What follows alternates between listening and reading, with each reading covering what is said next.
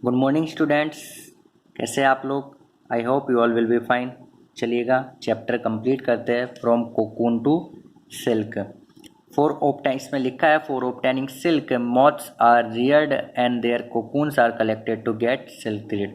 यानी सिल्क प्राप्त करने के लिए, रेशम प्राप्त करने के लिए क्या होता है, मॉथ्स कीड़ों को पाला जाता है और फिर उनके कोकून्स को इकट्ठा किया जाता है ताकि उनसे रेशम के धागे प्राप्त कर सकें। क्या मतलब कि रेशम प्राप्त करने के लिए सबसे पहले कीड़ों को पाला जाता है, फिर उनके कोकून को इकट्ठा किया जाता है ताकि उससे रेशम प्राप्त कर सके। अब ये सारा प्रोसेस कैसे होता है पढ़ते हैं इसको। सबसे पहले rearing silk worm. Rearing silk worm मतलब रेशम के कीड़ों को पालना।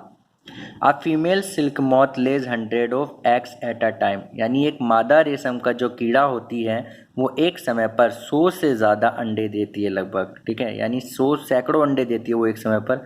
The eggs are stored carefully on strip of cloth और पेपर, ठीक है। उसके बाद उस अंडों को इकट्ठा कर लिया जाता है कपड़े या कागज के टुकड़े पर and sold to silkworm farmer. उसके बाद रेशम के कीड़ों को जो पालने वाले किसान होते हैं उन्हें बेच दिया जाता है। The farmers keeps eggs under hygienic condition. उसके बाद किसान उन्हें एक साफ जगह पर रखते हैं, यानी सफाई वाली स्थितियों में रखते हैं। And under suitable condition of temperature and humidity. उसके बाद तापमान और नमी की सही कंडीशन में रखते हैं, यानी जो अंडों के लिए कंडीशन सही हो, ठीक है। तो सबसे पहले रियरिंग सिल्क वॉर्म में आपने पढ़ा कि एक जो मादा रेशम का कीड़ा होती है वो एक बार में सैकड़ों अंडे देती है। इन अंडों को सावधानी पूर्वक, ठीक है, यानी सावधानी से कपड़े या कागज के टुकड़े पर इकट्ठा कर लिया जाता है और उसके बाद रेशम के कीड़ों को पालने वाले किसानों को बेच दिया जाता है।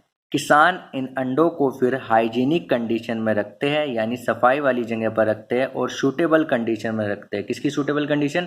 टेम्परेचर एंड ह्यूमिडिटी की, ठीक है। यानी अंडे में से बच्चा निकलने के लिए, अंडे में से कीड़ा निकलने के लिए टेम्परेचर कैसा होना चाहिए, इस हिसाब से वो मेंटेन करके रखते हैं।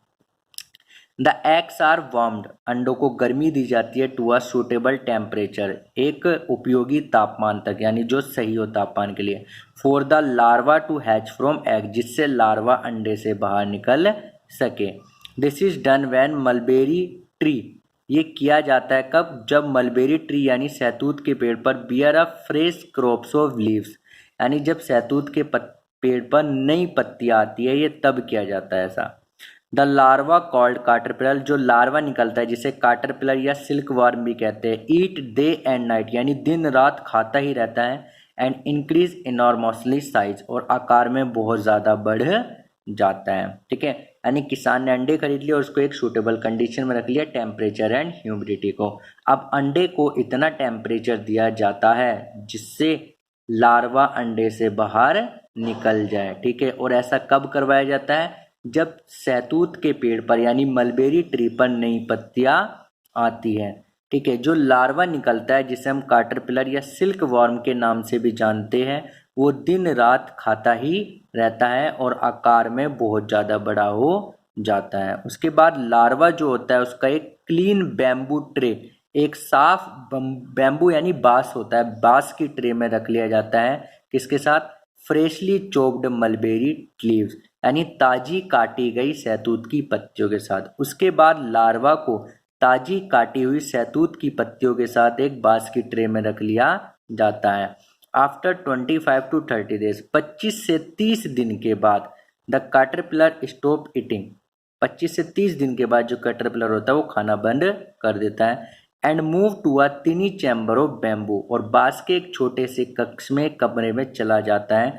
इन द ट्रे में बांस के एक छोटे से कक्ष में चला जाता है टू स्पिन कोकून्स, कोकून को बनाने के लिए, कोकून्स बनाने के लिए, ठीक है।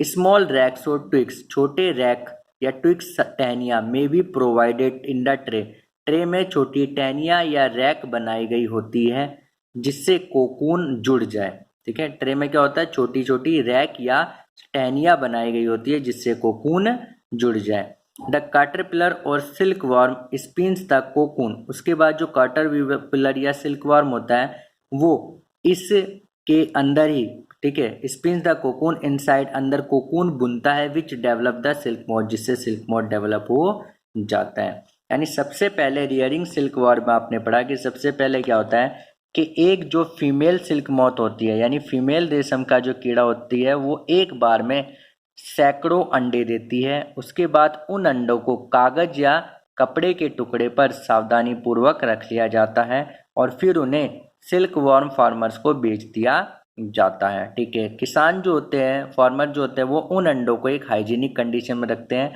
और टेम्परेचर और ह्यूमिडिटी की एक सूटेबल कंडीशन में रखते हैं। उसके बाद उन एग को वार्म किया जाता है, गर्म किया जाता है। कितना गर्म? जिससे उसमें से लार्वा बाहर निकल जाए। और ऐसा तब किया जाता है जब मलबेरी ट्री पर नई पत्तियां आ रही होती है। जो लार्वा बाहर निकला है जिसे कैटरपिलर या सिल्कवॉर्म कहते हैं, वो दिन रात खाता रहता है और आकार में बहुत बड़ा हो जाता है। लार्वा जो होता है उसको एक साफ बांस की ट्रे में रखा जाता है जिसके साथ, ठीक है, ताजी कटी हुई सहतूत की पत्तियां भी रखी होती है और लगभग 25 से 30 दिन खाते रहने के बाद कैटरपिलर खाना बंद कर देता है और बांस के एक छोटे से कमरे में चला जाता है। क्या बनाने के लिए? कोकून्स बनाने के लिए। ठीक है बच्चों, को वहां पर बांस की जो ट्रे होती है उसमें छोटी सी रैक बनी होती है या टहनियाँ रखी होती है जिससे कोकून जुड़ जाए। ठीक है, फिर कैटरपिलर और सिल्क वर्म जो होता है वो अंदर ही अंदर कोकून बुनता रहता है और जिसके अंदर सिल्क मॉथ यानी रेशम का कीड़ा बनता रहता है। अब देखते हैं प्रोसेसिंग सिल्क। प्रोसेसिंग सिल्क मतलब रेशम के कीड़े से धागा तो बन गया, कोकून बन गया, अब उससे रेशम कैसे प्राप्त किया जाता है तो देखते हैं। अ पाइल ऑफ कोकून यानी कोकून के एक ढेर को is use for obtaining silk fibre, रेशम के वस्त्रों को प्राप्त करने के लिए यूज किया जाता है। यानी कोकून के एक ढेर को रेशम के वस्त्रों को प्राप्त करने के लिए प्रयोग किया जाता है। The cocoons are kept under the sun, cocoons को सूरज के अंदर रखा जाता है और बॉइल्ड या उबाला जाता है और एक्सपोज टू स्टीम या भाप दी जाती है। ठीक है, यानी प्रोसेसिंग सिल्क पर आपने पढ़ा कि कोकून जो होते हैं उनसे रेशम के कीड़े को प्राप्त करने के लिए उसको ढेर में इकट्ठा किया जाता है। फिर कोकून जो होते हैं उन्हें धूप में रख दिया जाता है या उबाल लिया जाता है या उन्हें भाप दी जाती है। द सिल्क फाइबर, रेशम के धागे सेपरेट आउट यानी रेशम के धागों को अलग कर लिया जाता है। The process of taking out thread from the cocoon for use as silk is called reeling the silk, यानी ये जो प्रोसेस है जिसमें कोकून से धागों को अलग कर लिया जाता है सिल्क का बनाने के लिए, इसको हम रीलिंग द सिल्क कहते हैं, यानी सिल्क रेशम को रील करना कहते हैं। समझे इतनी बात? क्या होता है कि ये जो प्रक्रिया होती है जिसमें कोकून से रेशम के धागे को अलग कर लिया जाता है रेशम बनाने के लिए, उसको रीलिंग द सिल्क कहते हैं। Reeling is done in special machine, reeling जो है स्पेशल मशीनों में किया जाता है। विच अनविन द थ्रेड और fibre of silk from the cocoon, जो रेशम के थ्रेड यानी धागों को या फाइबर या रेशों को कोकून से अलग कर देती है। अनविन मतलब अलग करना। Silk fibre are then spun, उसके बाद सिल्क फाइबर को स्पून यानी काता जाता है इनटू सिल्क थ्रेड, रेशम के धागों में, which are woven into silk cloth by weaver, जिन्हें सिल्क क्लॉथ में वीवर्स यानी बुनकरों के द्वारा बुना जाता है। ठीक है, तो क्या पढ़ा? प्रोसेसिंग सिल्क में क्या होता है कि कोकून के ढेर को एक जगह इकट्ठा कर लेते हैं उससे रेशम के धागे निकालने के लिए। फिर कोकून को धूप में रखा जाता है या फिर उबाला जाता है या फिर उसको भाप के सामने रखा जाता है। ठीक है, उसके बाद जो रेशम के धागे होते हैं वो उससे निकाल लिए जाते हैं और ये जो प्रोसेस होता है जिसमें कोकून से रेशम के धागों को अलग कर लिया जाता है इसको सिल्क रीलिंग कहते हैं या रीलिंग द सिल्क कहते हैं। रीलिंग जो होता है वो स्पेशल मशीन्स के द्वारा किया जाता है जिनमें क्या होता है कि कोकून से रेशम के रेशों या धागों को अलग कर लिया जाता है। उसके बाद रेशम के रेशों को काता जाता है रेशम के धागे बनाने के लिए, जिनको बाद में वीवर्स बुनकर स्वेटर ऊनी कपड़े जो तैयार करना होता है वो बना लेते हैं। समझे इतनी बात? उसके बाद देखते हैं discovery of silk. Discovery of silk मतलब रेशम की खोज कैसे हुई थी, इसके बारे में देखते हैं कैसे रेशम की खोज हुई थी। The exact time of discovery of silk is perhaps unknown, यानी जो सही समय यानी कब रेशम की खोज हुई थी इसका एग्जैक्ट टाइम बिल्कुल ठीक समय किसी को नहीं पता, यानी पता नहीं है।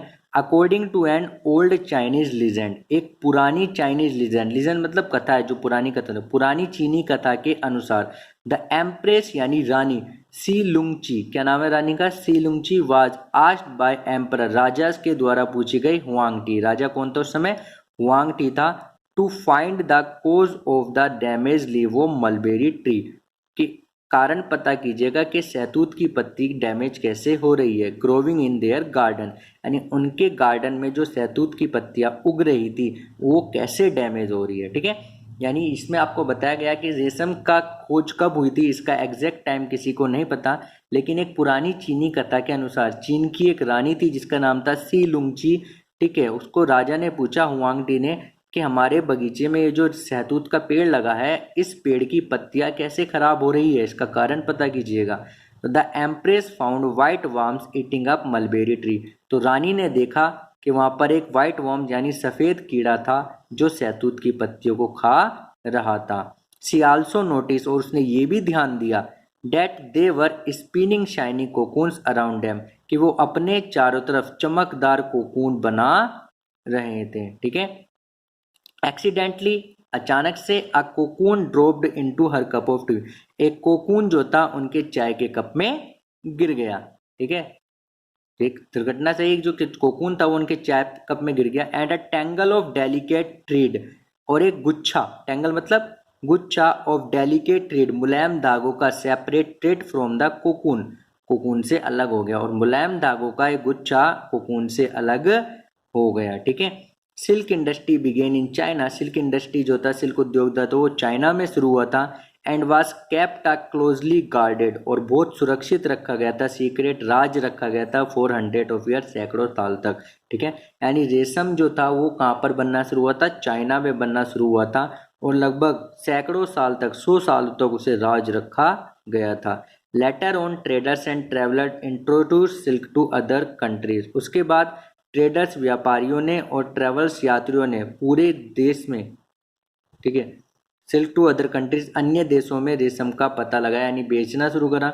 द रूट दे ट्रेवल्ड, और जिस रास्ते से, जिस मार्ग से उन्होंने यात्रा की थी, steel called the silk route, उसे अब भी सिल्क रूट यानी रेशम का मार्ग कहा जाता है। समझे बच्चों, तो सिल्क यानी रेशम की खोज कैसे हुई थी, कि रेशम की खोज का सही टाइम तो किसी को नहीं पता, लेकिन एक पुरानी चीनी कथा के अनुसार जो एक राजकुमार, एक रानी थी सी लुंगची, उनसे राजा वांग टी ने पूछा कि हमने बगीचे में जो सहतूत के पेड़ लगा रखा है इसकी पत्ती कैसे खराब हो रही है।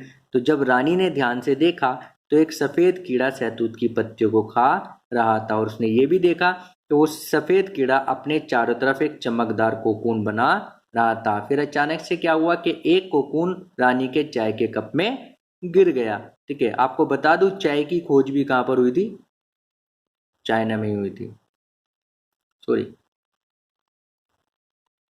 हाँ, चाय की खोज भी चाइना में हुई थी। ठीक है, तो क्या था, एक कोकून जो था वो चाय के कप में गिर गया उनके। ठीक है, तो उस, और जैसे ही कोकून चाय के कप में गिरा तो उन्होंने देखा कि एक मुलायम धागों का गुच्छा जो था वो कोकून से अलग हो गया।